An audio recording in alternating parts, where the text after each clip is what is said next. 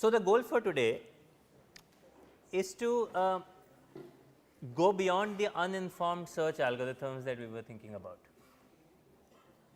In terms of the big picture, we realize that trying to solve a new problem is an extremely important part of intelligence. We wanted to develop general purpose algorithms which can solve any kinds of problems. And we realized that if it is a general purpose algorithm, it has to have a general purpose representation for the problem. So, we came up with this search problem. We said that many problems in the world can be formulated as a search problem. In this search problem, we will have a set of states, a set of actions, a start state and a goal state. The idea would be to find a path from the start state to the goal state. Of course, this whole search state space will not be given to us. It will explicitly, it will be given to us implicitly by an expansion function. Okay. And then we said that suppose this was the only input we were given, how will we solve it? And we realized that we can solve it using a search algorithm.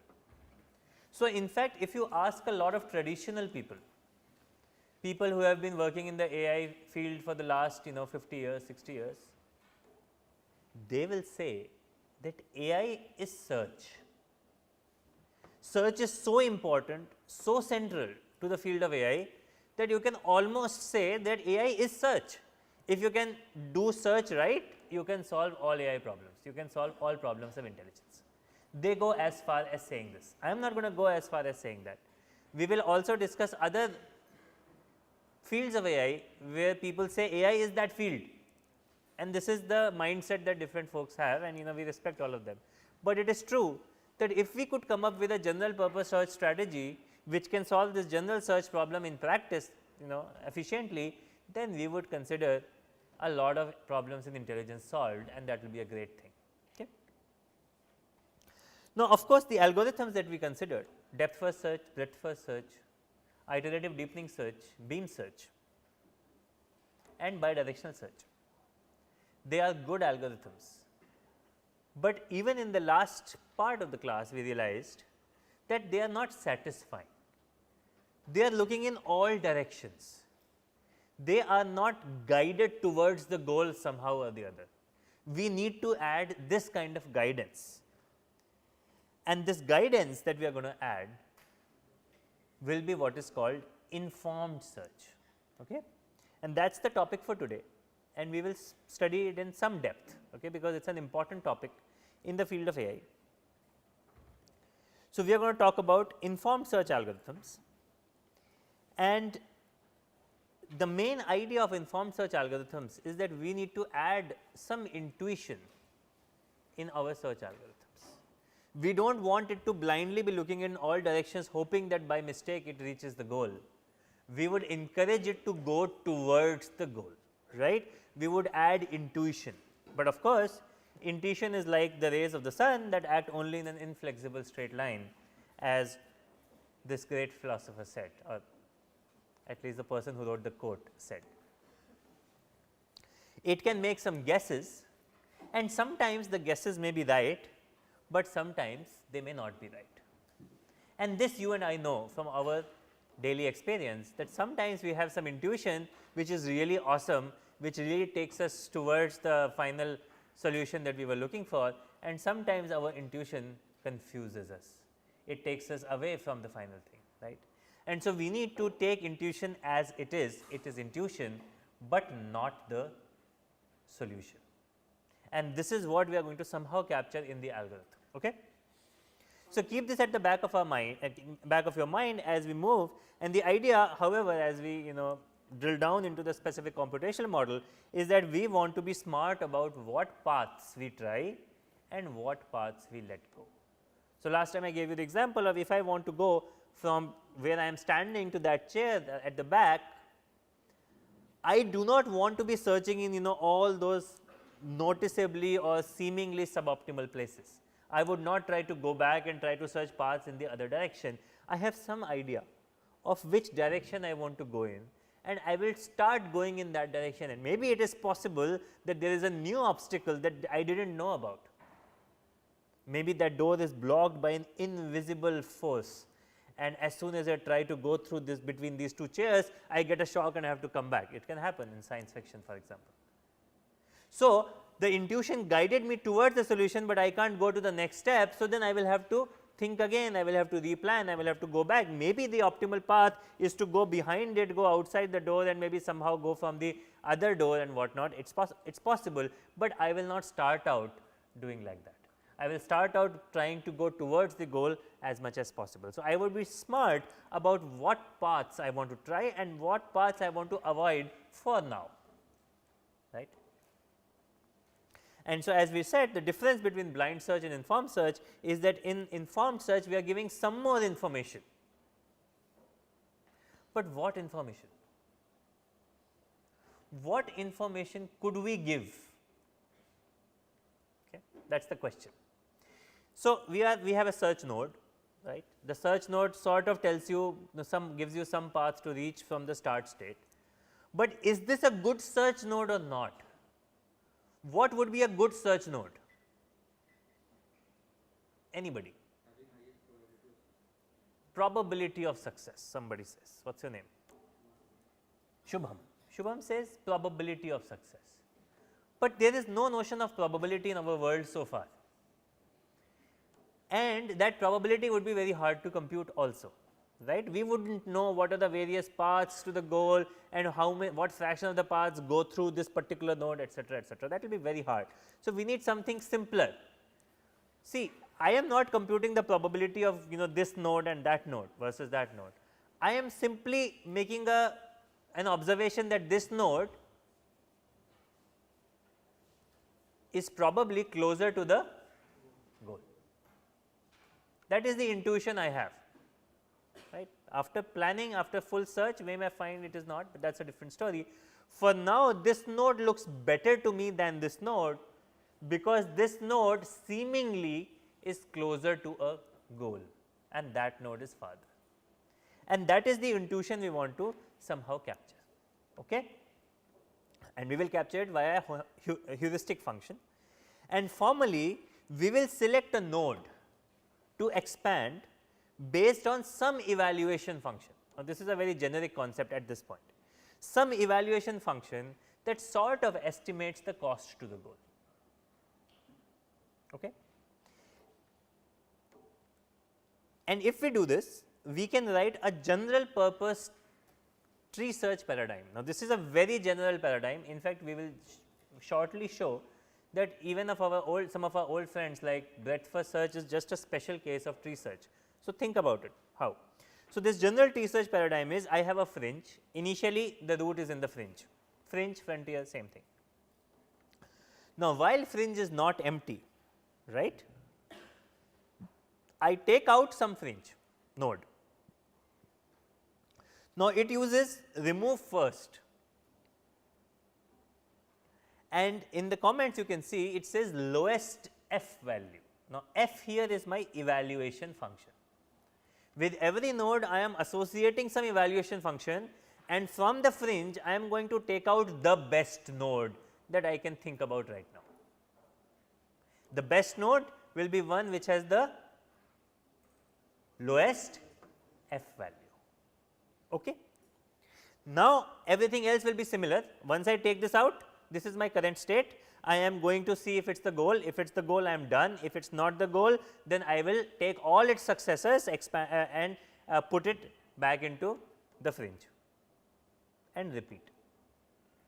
And when I am adding all the successors, each successor will be a new node, because I am not doing any duplicate detection, because this is a tree search paradigm. Okay? This is a generic tree search paradigm. Now, we can also have a generic graph search paradigm if I am doing full duplicate detection. And in this graph search paradigm, there will be three main changes that are going to happen. In addition to the fringe, which is sometimes also called the open list, this is equivalent terms, open list, fringe, frontier, these are same things. In addition, the reason I introduced open list is because I want to introduce, guess. Yeah, if I am introducing open list, I have to also introduce a closed list. This is how we name our algorithms or name parts of the algorithm, you can figure out. I work in this field called open information extraction, because rest of information extraction is closed information extraction. That is a joke, but sort of right. So, we will have an explored list or a closed list. Again, explored and closed are sort of synonyms in this case. Basically, the point is that that particular node has been explored. So, I have put it in my memory so that I can do duplicate checking. So, what will happen is, until fringe is not empty, I am going to remove the first node from the fringe. I will check whether it is a goal or not, and if it is not a goal, I am going to add it in my closed list, in my explored list. Then, when I am expanding the state to add all the new nodes in the fringe, I will double check if the node is not already in the explored list, because if the node is already explored, then I will not add it. This is the full duplicate detection part. Okay? And this is the generic graph search paradigm. Okay? Any questions on the tree search paradigm and the graph search paradigm? Another important thing to note, and this is a mistake that a lot of students make in the first minor, is that when do I know I have found my goal? When I add the node to the fringe, or when I remove the node from the fringe? When I remove the node from the fringe. Be careful about it, and we will also see an example of why this is important. Okay. So, that leads us to our generic best first search algorithm. Best first search algorithm uses an evaluation function f of n and always chooses the node from fringe that has the lowest f value. So, let us think about what does this mean. See, a search strategy is defined by the order of node expansion: depth first, breadth first, cost so far first, and that has been generalized to lowest f first. It is just a generalization. F is inverse of estimate of desirability. A low f is a highly desirable node. I have some hope that I will reach to the goal from this node, and so I expand the most desirable node first, right. Now, a quick implementation note. We have not been talking that much about implementations, but if you have to implement depth first search, what data structure do we typically use to maintain all the nodes that are in consideration? Stack. We use a stack. Why? Because you have to backtrack. Last in goes out first, right. This is something that you learned in your data structures class. If I am using breadth first search, what data structure do I need? I need a queue, because I am always exploring nodes and I am always adding nodes breadth wise. So, in other words, one depth, all the nodes of the first depth are in my fringe, and only then the next nodes of the second depth come in, and because of which I can say whatever came first goes out first. But if I want to do best first search, with each node I have associated an f function. I have some nodes in the fringe and I want to take out the node with the lowest f value. What data structure do I need? I need a priority queue. A heap, a Fibonacci heap, any kind of heap or a priority queue is what I need. Okay, very good. So, great. Now, the good news is that this best first search paradigm is one of the most generic paradigms in search, because not only are we going to study new algorithms like A star search today, but many of the older algorithms will become special cases of best first search. Okay. But before that, let us look at the running example. So, our running example is a map of Romania. We are on a vacation. We are currently in the city called Arad here, and our goal is to get to this city called Bucharest. I have a flight to catch in Bucharest. I am in my car, I am driving around, and then I realize I have a flight to catch. So, let us go back to Bucharest and catch the flight. Okay. Now, this is a simpler problem. We can even use Dijkstra's algorithm for it, but this will be illustrative. So, what will be my state? My state would be the current city, right. The state would be the current city. What would be my actions? Drive between city 1 to city 2, right. What will be my goal test? I am in Bucharest. Okay. So far so good. Now, in addition to all this, because we are in the lecture for informed search, we have to think about some information, additional information that we can add to my state, which tells us how far this city might be from the goal, without actually doing the shortest path computation, because if I do the whole computation, then I have solved the problem. So, some quick and dirty way to figure out which city is closer to Bucharest and which city is farther from Bucharest. And what is a simple way to do this?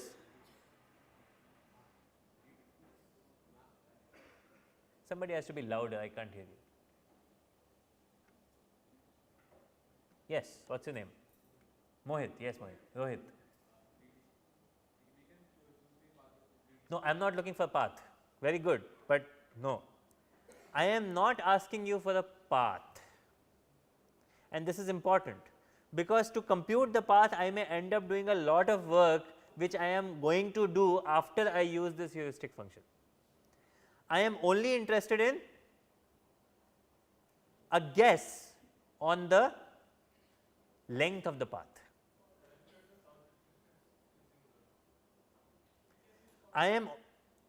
Let us make sure that we understand this. My heuristic function is not asking me for a path, it is asking me for a guess on the path length. And this guess on the path length in this case can be, yes? Let us just look at the coordinates of the two cities and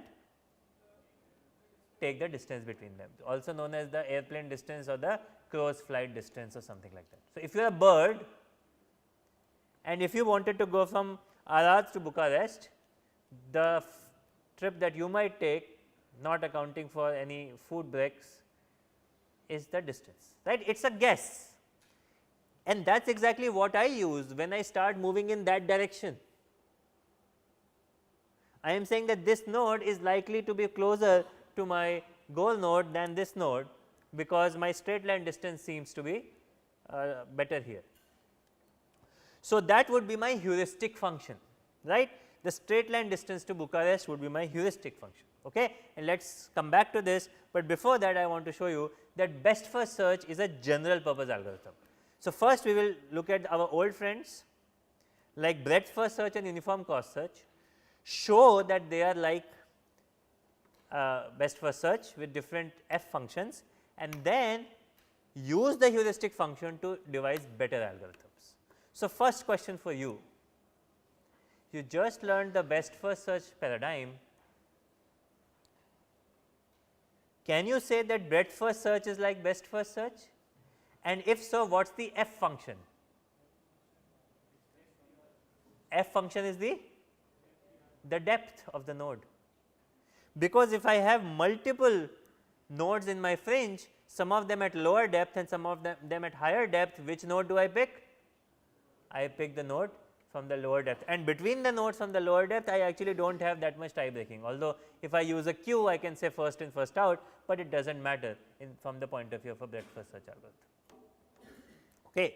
More interesting is uniform cost search. Okay, think about this now.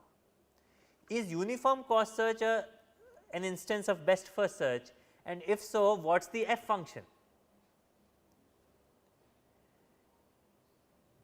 If I have many nodes in my uniform cost search, which node do we expand first? Okay. So, let us say I have start state S, I have the goal state G, and I have a node N. The node N that we pick is the node which has the lowest cost from start to N. Okay. So, uniform cost search says find that node which has the best or lowest sum of the edge costs from start to this node. And by the way, I am going to define this as g of n. Okay. So, we are going to use 3 functions today, f of n, g of n and h of n, and let us make sure we understand the meaning of all 3.